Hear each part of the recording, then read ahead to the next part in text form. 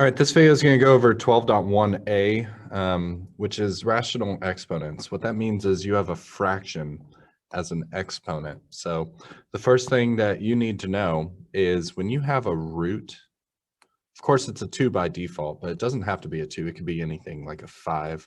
Imagine you had x7, okay? In order to change this into like a exponential form, all you do is you say, okay, it's x to the number in here is going to be the numerator of this this fraction that we're going to have for our exponent, and the number out here is going to be the denominator. So that's all you really need to know. So like if you saw one that looked like this, you'd be like, okay, well, the denominator was my root and the numerator is my exponent, just like that. So that's how I'm going to be converting these things back and forth. So let's go ahead and look at this. Okay, number one, remember it's a square root by default, and if there's no exponent on this m, it's a 1. So this one would be m to the 1/2. Remember, denominator is the root. Okay, the next one, you have a4b1 under a cube root. So it'd be a to the 4 over b to the 1 over, and your root is your denominator. So it'd be 4/3, 1/3, just like that. Okay, this next one, x to the 21 under a cube root. Well, this one would be x to the 21 over 3, which reduces to be just x to the 7. Okay, this next one, it's a 1 exponent, so this one's just 5 to the 1/4. The next one, you have a 6 to the 1, x to the 1, y to the 3 under a square root, so there's a 2 on that root. So it'd be 6 to the 1/2, x to the 1/2, y to the 3/2, just like that. And then this last one, it's 3 to the 1, and so it'd be 3 to the 1/4, x to the 3/4. So as soon as you can realize that this root number is the denominator, you're set on these. They're really not very difficult. Okay, let's keep going. Now we're going the other way with it. We're making it, making a root out of it. So the denominator is your root, and the numerator is your exponent, just like that. So this one, the denominator is a 3, so it's going to be a cube root of a to the 1, or just a. The next one, it's a 2, so it's a square root. You could put the 2 if you want, and then it'd be x to the power of 3. All right, now we get to some negative exponents. So the way I'd probably do this is I would first do the cube root, because the denominator is a 3, right? And so it's like the cube root of m to the -1. It's really like m to the -1 over 1. See, what's going to happen is you learned that negative exponents have to switch places in a fraction and become positive. So it'd look like this. Cube root's still there, but now it's 1 over m to the +1, like that. Let's do another negative exponent while we're kind of thinking about it. It would be a cube root for this g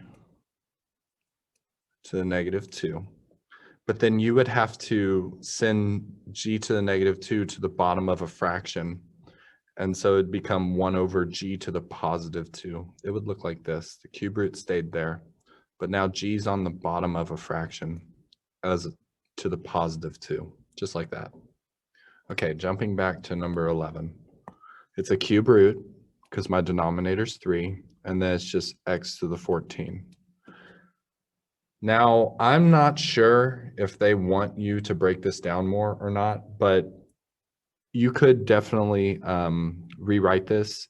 You could take out 4 groups of x's and have 2 left over in that root. So both of these answers, I guess, are technically correct. All right, this next one, they're both two denominators. So you can put both of these things in a square root, and it'd be a to the 1, b to the 5.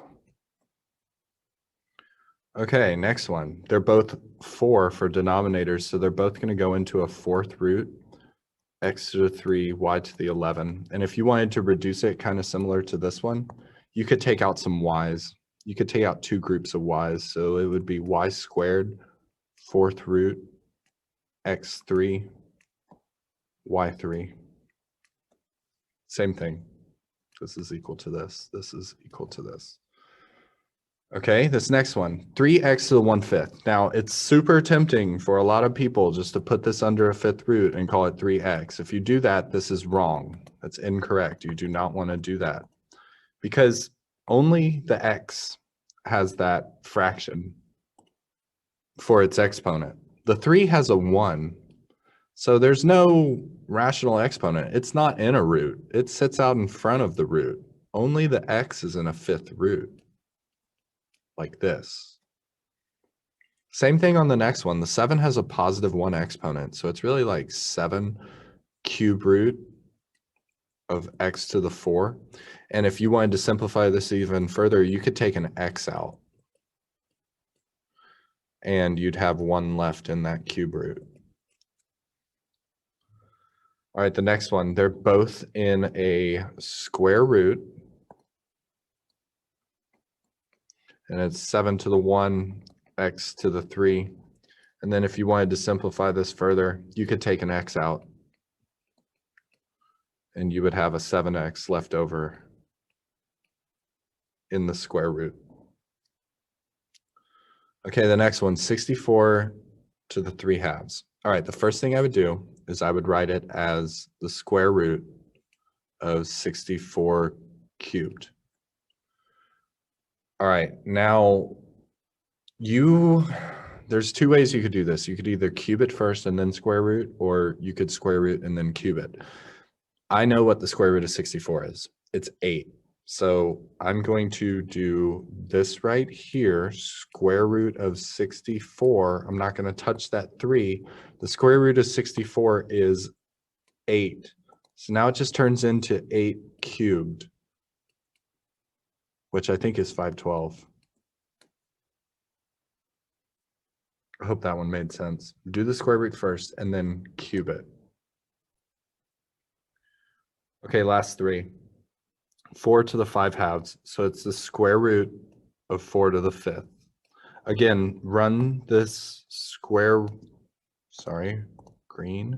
run this square root of 4 first. The square root of 4 is 2. So now it becomes 2 to the 5th, which is 32. All right, the next one, 81 to the 1/2. That just turns into the square root of 81 to the 1. And the square root of 81 is 9. So this one's just 9. Not root 9, none of that. No, it's just 9.